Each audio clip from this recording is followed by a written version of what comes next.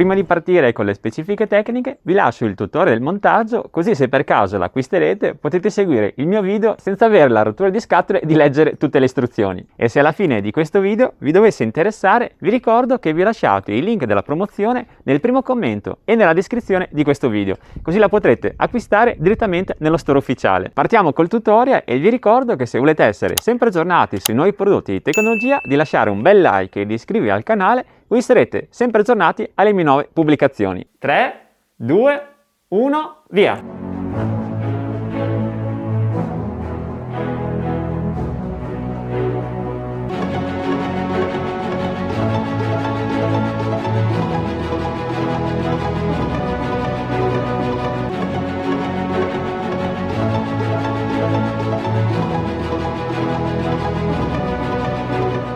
E dopo 10 minuti ce l'abbiamo fatta, abbiamo disimballato completamente la bicicletta. Adesso andiamo a analizzare tutti i componenti. Allora vi dico subito che la parte posteriore è quasi totalmente già montata. C'è già il cavalletto, il cambio Shimano a 7 rapporti, il freno, il motore e sono già installati anche il catarinfrangente, il portapacchi e il parafango. Nella zona centrale vanno montati i pedali e il tubo sella che trovate sempre nella confezione base e concludendo con la parte anteriore in cui dovrete montare il manubrio, la ruota e il parafango anteriore. All'interno troverete l'alimentatore per caricare la batteria della bicicletta, i pedali con già montati i catarinfrangenti, uno per ogni lato, altri due catarinfrangenti che vanno inseriti all'interno dei raggi delle ruote, il cavo per l'alimentatore, apprezzo tantissimo che ha già la spina italiana per cui non dovrete comprare un adattatore. Andiamo a concludere, qua c'è il kit di montaggio con tutti gli accessori, le viti eccetera eccetera, tipo coltellino svizzero, le chiavi per mettere in moto la bicicletta, ne hanno messe due, così se ne perdete una come me, visto che sono molto sbadato, ne avrete comunque un'altra di scorta, l'acceleratore se per caso volete far andare la bicicletta in modalità elettrica. Vi avviso però che questo componente purtroppo non è legale nel mercato italiano, però comunque lo potete utilizzare se fate fuori pista, e per finire non può mancare il manuale d'uso e di installazione.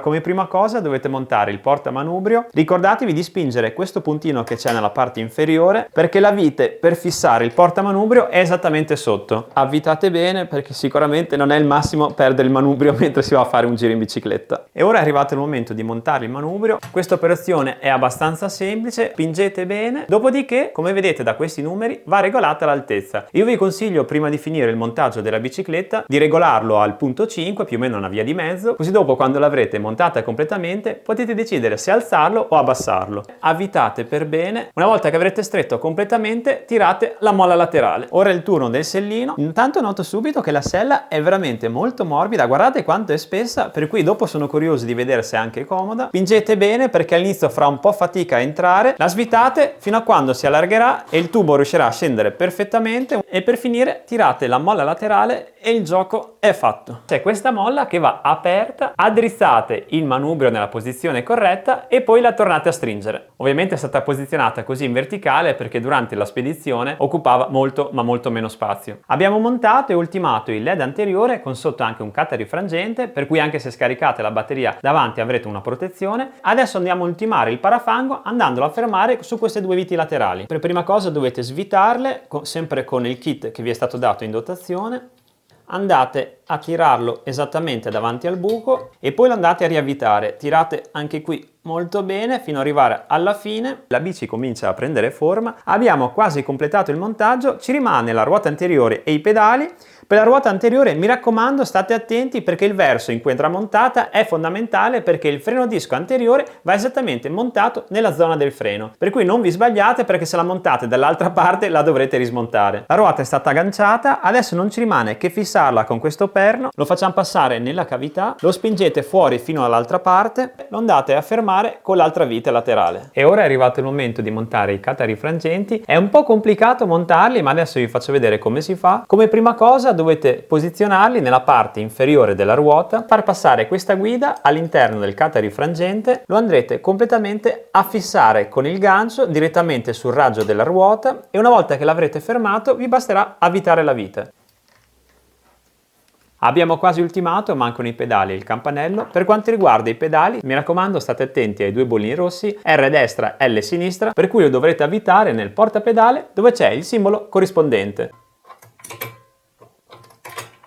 Ci manca solo il campanello, anche qui è molto semplice, vi basterà infilare la vite stretta per bene. Montaggio completato. L'unica cosa che non ho montato è l'acceleratore, perché come sapete qua in Italia è illegale. Se per caso lo volete montare vi basterà rimuovere la manopola di destra e fissarlo direttamente al manubrio. Tra l'altro quelli di OneSport sono stati dei grandi perché hanno inserito anche una mini manopola, così il design del manubrio, guardate, rimarrà completamente invariato.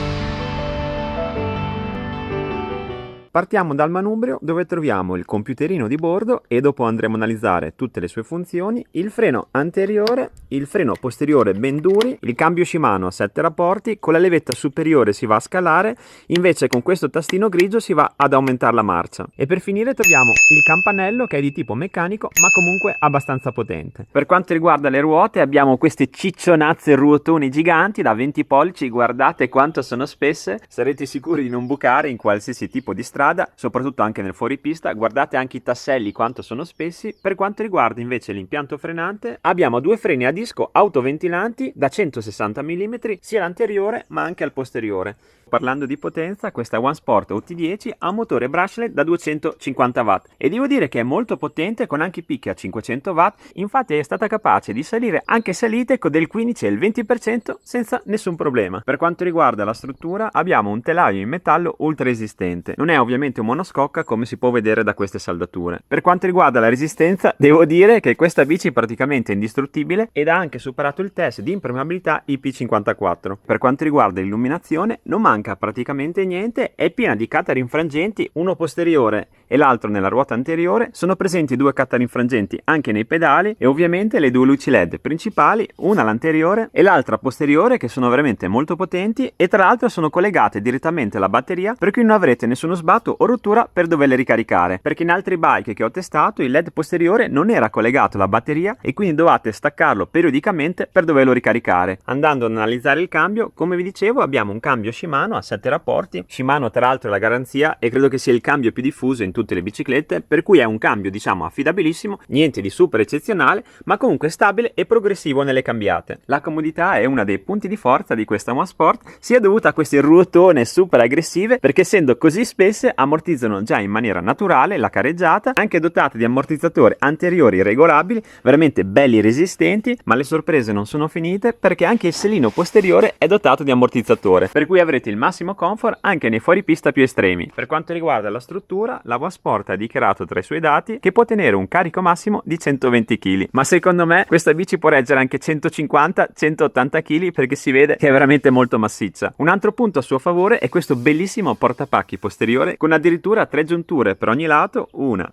2 e 3. Devo dire che anche questo portapacchi per me può reggere fino a 80-90 kg senza nessun tipo di problema. Per quanto riguarda l'accensione, come prima cosa dovete inserire la chiave in questo vano presente sotto al tubo centrale. Una volta che l'avrete sbloccato potete accendere direttamente le bike dal computer di bordo. Per accenderlo vi basterà tenere premuto il tasto d'accensione per 3 secondi. Si accenderà lo schermo con tutti i dati, qua ci sono i chilometri orari, la modalità di velocità. Una volta accesa, schiacciando il tasto di spegnimento per meno di un secondo avrete l'accesso ad altri dati come i chilometri per il giro singolo, da quanti minuti state utilizzando la bicicletta e i chilometri totali. Per attivare le modalità di guida è molto semplice, vi basterà schiacciare il più, andrete in modalità 1 che va a una velocità fino a 15 km orari, modalità 2 che va a una velocità fino a 20 km orari e la modalità 3 che è full gas per andare a una velocità fino a 25 km orari. Per accendere le luci anteriori e posteriori vi basterà premere il tastino più per 3 secondi e si accenderanno in contemporanea sia la luce anteriore che quella posteriore. Per caricarla è molto semplice, vi basterà tirare via questo gommino protettivo e inserire il connettore dell'alimentatore. Ma se non avete il garage non vi preoccupate, perché potete anche estrarre direttamente la batteria e caricarla comodamente a casa vostra. Vi basterà sbloccarla con le chiavi, tirare su questa maniglia ed estrarla per portarla direttamente a casa vostra. Il tempo di ricarica dichiarato sono tra le 4 e le 5 ore per una ricarica completa. Un'altra modalità molto interessante, se per caso utilizzerete questa bicicletta anche per fare la spesa, è la modalità Cruise Control. Si attiverà tenendo premuto per 3 secondi il tasto meno e una volta attivata la ruota posteriore girerà in automatico a 6 km/h. Nonostante le ruote massicce non ha un peso troppo elevato, infatti è inferiore ai 30 kg e in più è anche completamente pieghevole, vi basterà sganciare questo gancio laterale e il manubrio e la lunghezza della bicicletta passerà da 167 cm